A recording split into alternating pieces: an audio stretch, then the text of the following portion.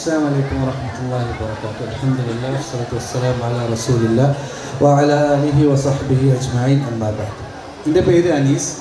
തെങ്ങിൻതോട്ടത്തിലെ സൈനബമ്മേൻ്റെ മൂത്ത മോനാണ്. എൻ്റെ വീട് എടക്കര, നിലമ്പൂർ എടക്കര. ഒരാഴ്ചയല്ലേ ഉള്ളൂ കല്യാണം കഴിഞ്ഞിട്ടോ. ജീവിതത്തിൻ്റെ മാർഗത്തിൻ്റെയും എൻ്റെ ജീവിതത്തിൻ്റെ അല്ല ഞാൻ പറയാൻ നിൽക്കുന്നത്, ബാക്കിയുള്ള കാര്യങ്ങളാണ്. ഒരു ചെറിയൊരു കഥ പറയാനാണ്. ചെറിയ കഥ അല്ല. 3 ദിവസം മുന്നേ വെള്ളിയാഴ്ച രാത്രി എൻ്റെ നാട്ടിൽ നടന്നൊരു സംഭവമാണ് ആദ്യം പറയുന്നത്. രാത്രി ഒരു 11:45 എൻ്റെ അമ്മായിൻ്റെ മോനെന്നെ വിളിച്ചിട്ട് പറഞ്ഞു, അപ്പുറത്തെ ചേട്ടൻ മരിച്ചു എന്ന് പറഞ്ഞു. ചേട്ടൻ സ്വാഭാവികമാണല്ലോ, ആൾക്കാർ മരിക്കും, അത് പഠിച്ചോണ്ടൊരു വിധിയാണല്ലോ. അവനെ എങ്ങനെ മരിച്ചതാണ്? മൂപ്പരെ കുത്തിക്കൊന്നു എന്നാണ് പറഞ്ഞത്.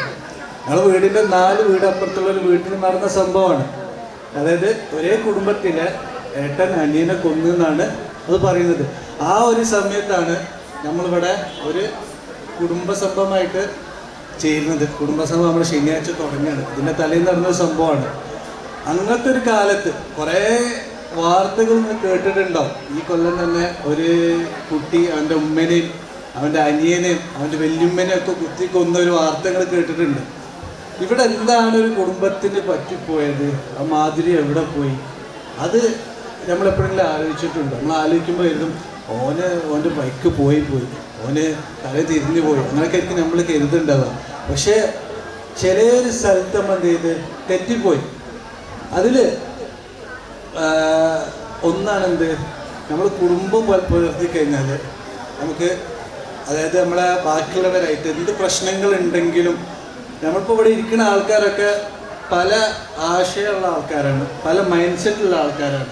പക്ഷെ ഇതൊക്കെ സൈഡിലേക്ക് മാറ്റി വെച്ചിട്ട് സ്വന്തം അനിയൻ, സ്വന്തം സഹോദരൻ, സ്വന്തം അനുജത്തി, സ്വന്തം വല്യപ്പ, നമ്മളെ കസിൻസ്, നമ്മളൊക്കെ ഒരു കുടുംബമായിട്ട് നമ്മൾ ആശയങ്ങളൊക്കെ മാറ്റി വെച്ച് അവരൊരു കുടുംബം പോലെ കാണണം.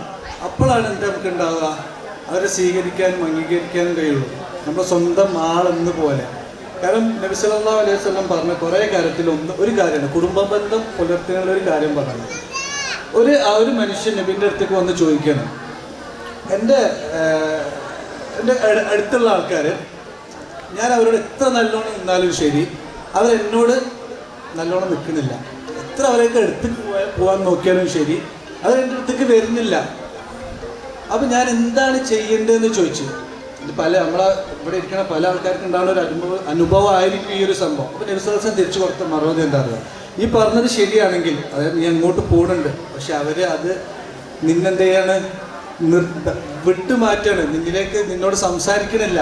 അത് പറഞ്ഞത് ശരിയാണെങ്കിൽ എന്താ പറഞ്ഞത്, എന്നാലും നീ അത് പിന്നെയും ചെയ്യണം, അവർക്ക് നന്മ ചെയ്ത് കൊടുക്കണം. അതാണ് ഒരു കുടുംബബന്ധം ചേർക്കാനുള്ള ഒരു പ്രാധാന്യമാണ് അവിടെ നബി പഠിപ്പിച്ചു തരുന്നത്.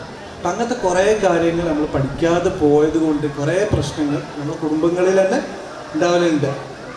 പിന്നെ അങ്ങനെ വേറൊരു കാര്യം നബി സല്ലല്ലാഹു അലൈഹി വസല്ലം പഠിപ്പിച്ചു തന്നിട്ടുണ്ടായിരുന്നു. അതിലൊന്നാണെന്ത്, കുടുംബം ബന്ധം ചേർത്ത് കഴിഞ്ഞാൽ പഠിച്ചോൻ റിസ്ക് തരും. അതായത് നമുക്ക് ജീവിക്കാനുള്ള റിസ്ക് വർദ്ധിപ്പിച്ച് തരും. അതുപോലെ തന്നെ ആയുസ്സും അള്ളാഹു സുബ്ഹാനഹു വ തആല വർദ്ധിപ്പിച്ച് തരും.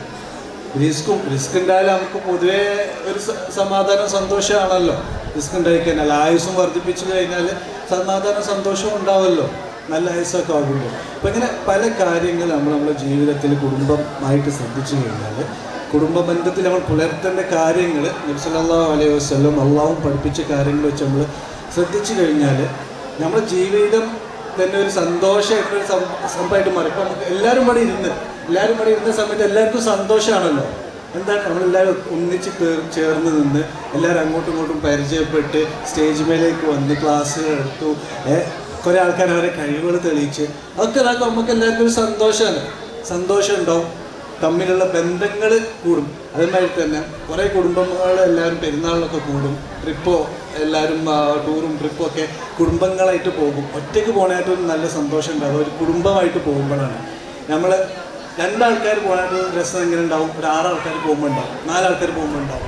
ബാക്കിയുള്ള നമ്മളെ കസിൻസും നമ്മളെ അമ്മായിമാരും അമ്മമാരും എല്ലാവരും കൂടെ കൂടി പോകുമ്പോൾ അത് വേറൊരു സന്തോഷവും രസവുമാണല്ലോ. അപ്പം വേറൊന്നും കൂടെ ഉണ്ട്, കുടുംബബന്ധം പുലർത്തി കഴിഞ്ഞാൽ അള്ളാഹുവിൻ്റെ തൃപ്തി നമ്മൾക്ക് കിട്ടും. അള്ളാഹുവിൻ്റെ തൃപ്തി നമുക്ക് കിട്ടണമല്ലോ. നമ്മളിപ്പോൾ എല്ലാവരും ഒരു കാലത്ത് മരിച്ചു പോയി കഴിഞ്ഞാൽ സ്വർഗത്തിലേക്ക് പോകണേ അള്ളാഹുവിൻ്റെ തൃപ്തി ഇല്ലെങ്കിൽ പോകാൻ പറ്റില്ലല്ലോ. എല്ലാവരും അള്ളാഹുവിനോട് തന്നെ ഇതിന് വേണ്ടിയിട്ട് പ്രാർത്ഥിക്കണം. നമ്മളെ അള്ളാഹുവിനോട് നമുക്ക് തൃപ്തി ഉണ്ടാവാനും നമ്മളായിട്ട് വിട്ടു നിൽക്കുന്ന ആൾക്കാരായിട്ടും ഒന്ന് യോജിച്ച് നിൽക്കാനും എല്ലതുമാണ്. അള്ളാഹു പറയുന്നുണ്ട്, എന്ത് നബി സല്ലല്ലാഹു അലൈഹി വസല്ലം പറയുന്നുണ്ട്, മനുഷ്യന്മാർ തമ്മിലുള്ള പ്രശ്നം മരിക്കുന്നതിന് മുന്നേ തന്നെ മനുഷ്യന്മാർ തമ്മിൽ പൊരുത്തപ്പെടണം. അള്ളാഹു ചിലപ്പം ഏറ്റവും വലിയ പാപമായ ശിർക്ക് വരെ അള്ളാഹു പുറത്തു തരും. പക്ഷെ മനുഷ്യന്മാർ തമ്മിലുള്ള പ്രശ്നം മനുഷ്യന്മാർ തമ്മിൽ തന്നെ തീർത്താലേ അള്ളാഹുക്ക് തൃപ്തിപ്പെടുള്ളൂ. അല്ലെങ്കിൽ ഒരാളെന്താ പറഞ്ഞത്, സ്വർഗത്തിലേക്ക് കയറൂലാണെന്ന് പറഞ്ഞു. മനുഷ്യന്മാർ തമ്മിലുള്ള പ്രശ്നം മനുഷ്യന്മാർ തന്നെയാണ് തീർക്കേണ്ടത്.